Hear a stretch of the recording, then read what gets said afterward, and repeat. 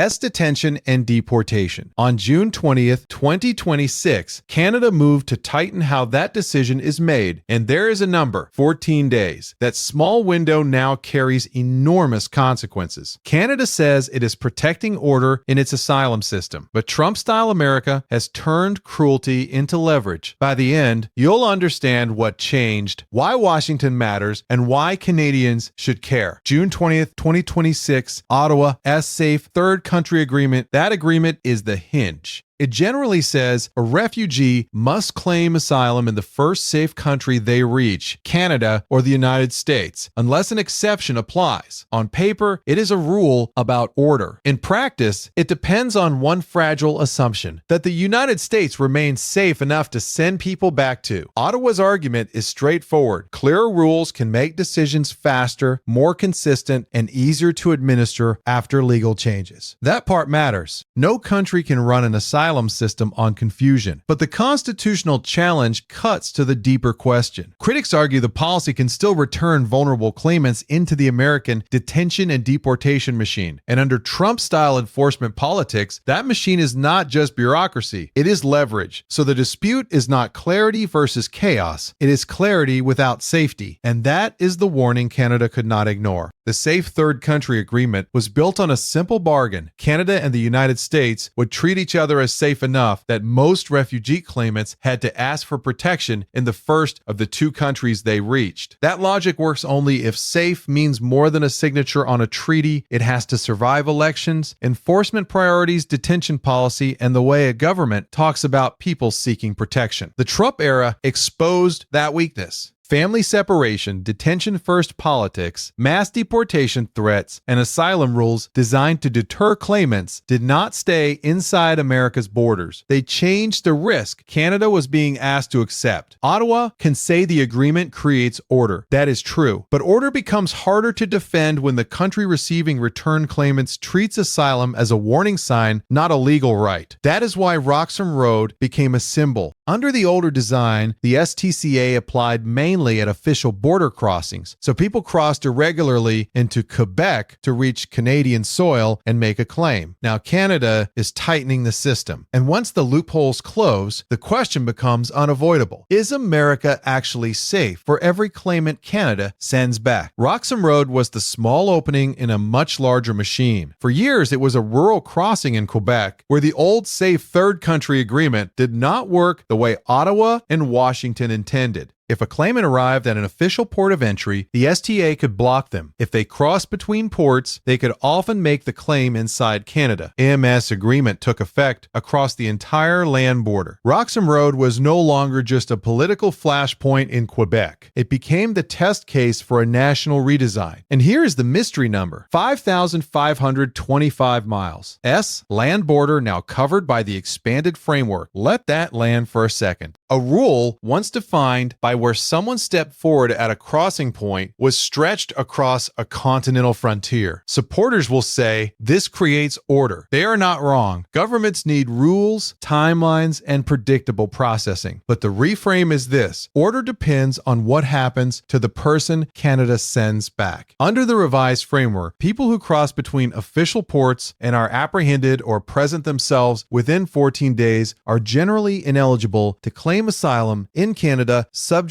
to exceptions. That is the trap. The clock becomes part of the border. Then comes the 2026 layer, proposed asylum processing regulations. Reportedly add a 60-day window to file a complete claim package. Timing, paperwork, and eligibility now decide who even reaches the merits. This is no longer a road closure. It is a continent-wide filter built around America's claim to be safe. Amina is 32, a former hairdresser staying in a church basement near Plattsburgh, New York. Before this, her future looked ordinary. A rented room, steady clients, and a life where the man who beat her could not find her. She reaches the United States first because that is the route available. Then she hears Canada may be the place where her claim can be heard without being pushed back into the same machinery she just escaped. But under the tightened STCA framework, her story can turn on procedure before protection. A border location, a deadline, an eligibility finding. S system of detention and possible deportation. Supporters are right that Canada needs an asylum process that is orderly, but order is not the same as outsourcing risk to America and pretending the risk disappears. Now zoom out. Amina's uncertainty lands on legal clinics, shelter staff, settlement workers, border towns, and provincial services. They absorb the confusion after Ottawa rewrites the rules. Canada's choice is not chaos or cruelty. It is whether humane administration can survive America's detention politics crossing the border. June 20th, 2026 is the date Ottawa put the next piece on the table. Regulations meant to modernize asylum processing and clarify STCA eligibility after legal changes. The strongest argument for tightening is not hard to understand. Canada needs credible timelines. It needs complete files. It needs fair workload management. It needs rules that stop the system from being turned into a backdoor by people who are not eligible. That is the Steelman case, and parts of it are right. But the loop begins when the eligibility gate becomes so technical that procedure starts doing the work of protection. A 60-day filing requirement may help move clear cases faster. For someone with documents, counsel, translation, and stable housing, speed can look like efficiency. For a traumatized claimant without those things, speed can become exclusion. Think about what that means. The tougher the gate becomes, the more desperate people search for side doors, riskier routes, rushed paperwork, underground advice. Emergency shelters, border towns, and legal clinics then absorb the pressure that formal processing was supposed to reduce. So the crackdown does not end chaos, it can relocate it. And this is where America becomes more than a neighbor in the file. S, detention and deportation pressure. In a Trump-aligned anti-migrant climate, that assumption gives Washington leverage over who gets a real Canadian hearing. The reframe is simple. Canada may be tightening its rules, but America is shaping the consequences. The policy question is no longer only who gets in. S dysfunction gets to define the boundaries of Canadian justice. S system, she feared, this is not only Quebec. It is Windsor, Niagara, British Columbia crossings, and prairie gateway communities wherever American pressure reaches Canadian law. Canada cannot outsource compassion to Trump's America. Ask your politicians one question: is the United States truly safe for every claimant Canada may return? S system? Tell me in the comments. Subscribe for fact-based coverage of Canada resisting American political pressure like this to help the full context reach people who need it. S border politics keeps spilling into Canadian policy. Thank you for watching. Stay informed.